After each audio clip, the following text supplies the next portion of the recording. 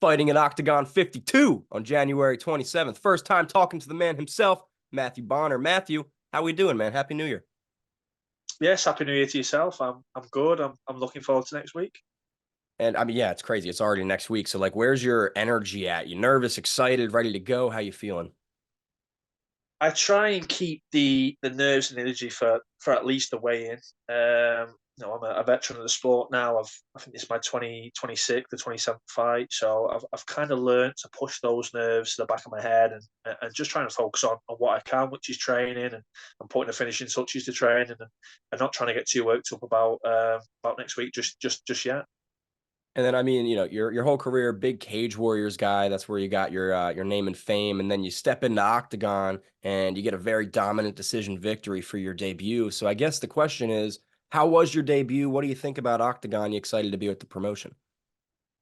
I am excited. I think Octagon for me that they're doing things that other organisations aren't at the moment.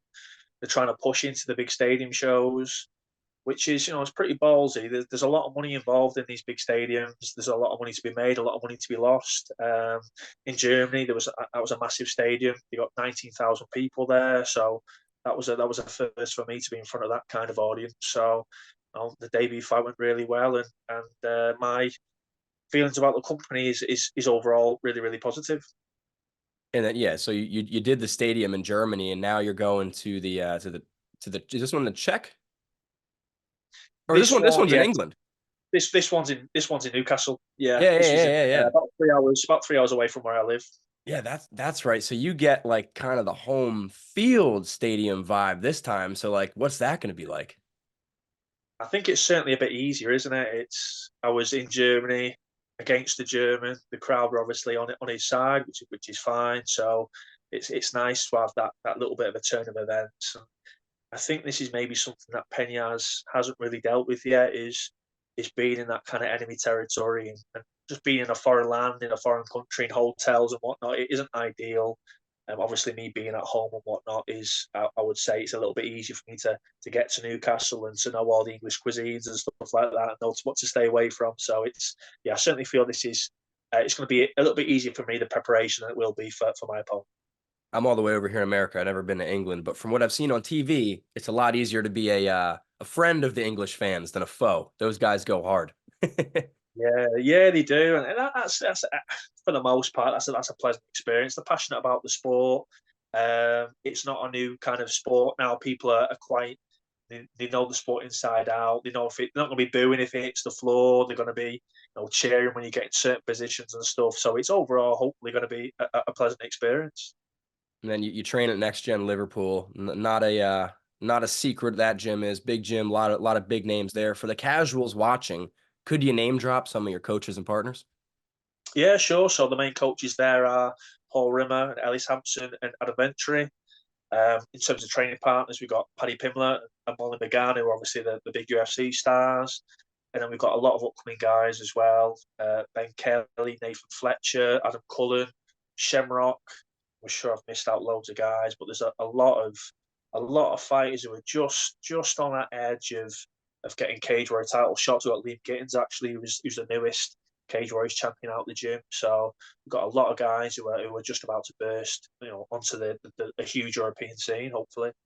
Oh yeah, your guys is one of the best gyms over there in England and really just Europe. I mean, it's blowing up with Paddy and Molly, like you said. So I guess the Absolutely. stereotypical question: how was camp overall, man? Cam was pretty good, to be fair. I mean, I've been lucky. This will be about my third fight in 4 months. I fought in September, Mhm. fought in November, obviously in Germany, and then obviously we've got this fight in January as well. So I've been quite fortunate. I've been able to go into camp these 3 times with no injuries, no real bumps or bruises or anything of that nature. So it's gone smooth. We've been. I've got some great training partners, and I've obviously got my twin brother as well, who's really one of the best in the world at Thai boxing. So that gives me a little bit of an edge when it comes to the stand up. So he's been going southpaw for me and kind of playing the role of Penaz. So I can't say my training camps. It's been really good, and I actually did my last kind of proper training session yesterday, and no injuries, and everything's gone really really smoothly. Well, congratulations, man, because I just did my first sort of mini training camp for a grappling tournament over here, and nowhere near the level you guys train, but holy crap, it sucked. It was hard. And when it was over, I was Yeah. just relieved. So congratulations, man. I got a new perspective on that now.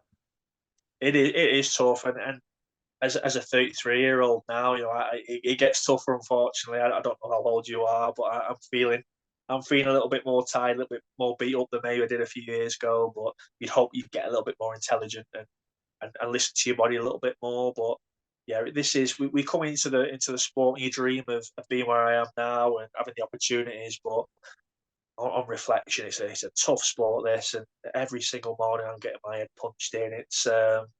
It's really good. I want to do anything else, but it's certainly it is a job. It feels like a job. It's a tough one. Hey, you guys are warriors, man, and it shows. So last question about the gym. Who's going to be coming with you to be in the corner? So I've got Paul Rimmer and Ellis Hampson who are going to be the main next gen coaches, and hopefully I'm going to have my twin Dan Bonner in the corner as well. Obviously, he's going to bring over all that striking knowledge from his side. I think he's number 2 in the world at his weight. Would should have been number 1, but he had a little bit of a bother with a fight cancellation a while ago.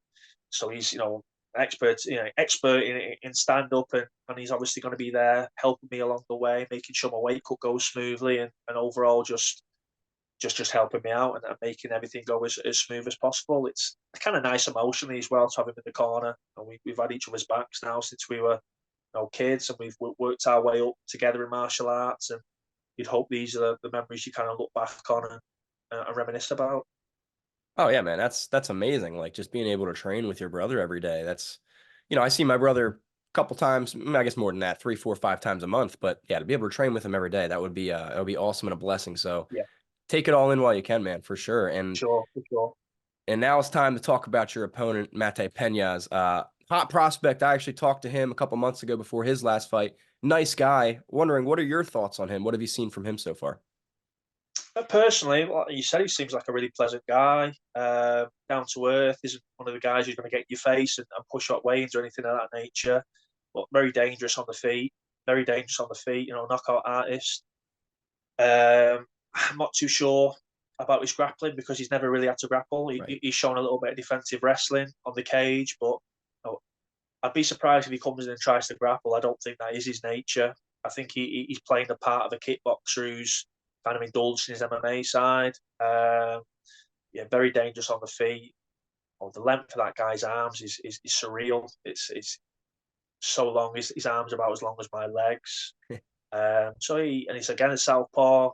All these things, ticks a lot of boxes for him. He's a dangerous striker. He's probably up there with some of the hardest punches I've come up against so far. And the only people you have lost to in the past 2, 3 years are either UFC veterans or people that are in the UFC Of right course, now. So I yeah. guess, is it like not a relief, but are you more excited for a matchup against a prospect, somebody a little bit different here in terms of, style, skill, and notoriety?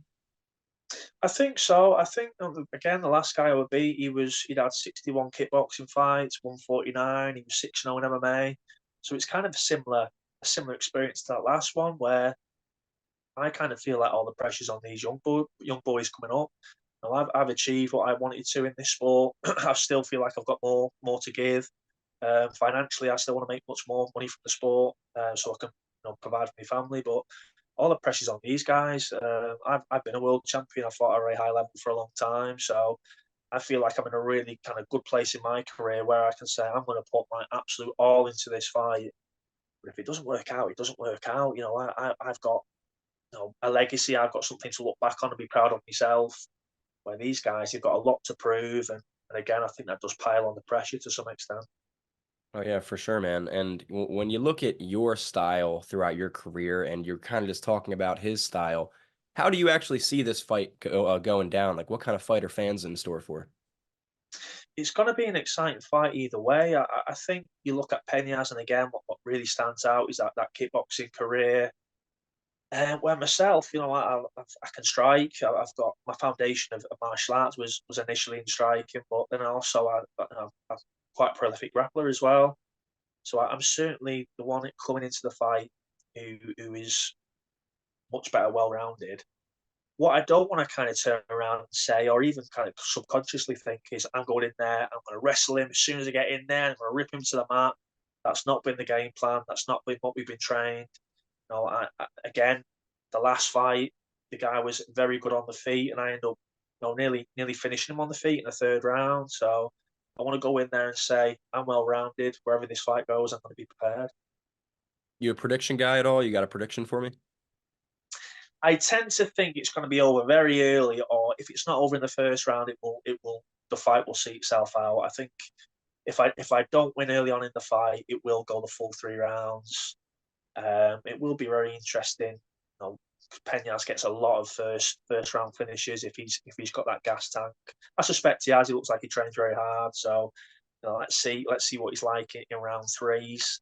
I like Penaz. I think we'll get on kind of personally before and after the fight, but I do kind of feel like he has had quite a pleasant, not an easy ride, but I can hand on heart say I've got 3 other guys on my record who are just as good as Penaz. Where Yeah. I think Penaz, if he can't say that about me, I am the best fighter Penaz has come up against. I'm the most experienced guy. I'm the only guy really that's achieved much in the sport that he's come up against. So I think this is going to be a real tough test for Penaz, and I'm very much looking forward to standing across from him in the cage. I mean, yeah, when you put the records next to each other, you're certainly the one with the Yeah. experience, and yeah, so I would agree with you there. And that being said, just talking to some people in Octagon and fans and looking at the rankings and everything, like this is a big fight. I don't know if it's necessarily, a title eliminator, but it very well could be. So like, I guess with a win here, man, like what's next? Are you gunning for that title? I think I'd be silly not to at least kind of say my intentions after this fight. I Yeah. jump on the mic and I say, listen, I've come against number 4 ranking. He's the golden boy of Octagon. He's got a great relationship with the promoters there, which again is fine. That's not uncommon in these bigger organisations. I think if you ask Peñas the same question, maybe he did. Like I think he'd be looking for a title shot if he wins, and so why shouldn't that reflect across to myself? So you know, if I win, I'll jump on the mic and I'll say, listen, I beat one of the top boys here. I generally feel like Peñas is the boogeyman of the division. Hmm. I think it's all well and good going against these wrestlers and thinking, oh no, this guy might all be down for 3 rounds. It's another thing going against the guy who's got an extensive history of knocking people out. So I'm going to jump on that microphone and I'm going to say, listen, I want a title shot here, or I want at least kind of to be in that top, number 1 contender spot. And then, I mean, not looking past Peñas here, but how do you think a fight between you and the champ Kinsel would go down? That's interesting. I've watched Kinsel's. In fact, I've seen 2 of his fights. One was against Lahore, and one was against Vamola. Weren't very well rounded, but he leaves a lot to be desired in terms of how he moves. He's quite bulky, quite clumsy in some ways, but he's tough. I don't know how long he's going to be out because he's injured. Hmm. Kind of muddied the waters now because there's a touring champ involved who beat Seppo at the last Octagon. So no, I don't know kind of how that places me in the division even after a win. So it'd be interesting. But Kinsel is his big name. I'd love to have a scrap with him. Well, it's a good time to have a muddy division and be an up and comer who's looking to knock on the door. A lot of possibilities that could happen, and nobody's really gatekeeping something that nobody can take with the intern and everything. So yeah, I think you're in a good shot, man. Definitely make a big call out after the fight. And last question for me, man, is new year, so fresh in the year, your first chance to get in the win column of 2024. What goals do you have for yourself, your career, personally? Like, how do you want your 2024 to go this time next year? Where do you want to be? I've signed a 4 fight deal for Octagon. This is the second fight of that deal, so I'd love to at least kind of see out that contract. I have to say, I fight for money now. I'd class myself as a prize fighter.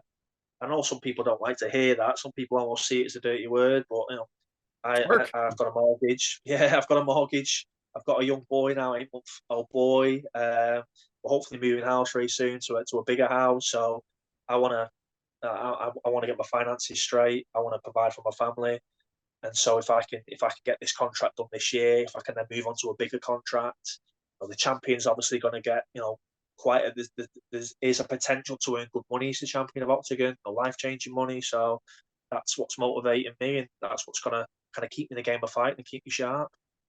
And Matt, before I get you out of here, man, you have so many fans across the world. I'm all the way over here in America giving you an interview. My people are going to watch. You got all of OKTAGON watching, selling out stadiums. So that being said, anything you'd like to say to everybody? If so, take it away. The mic is yours.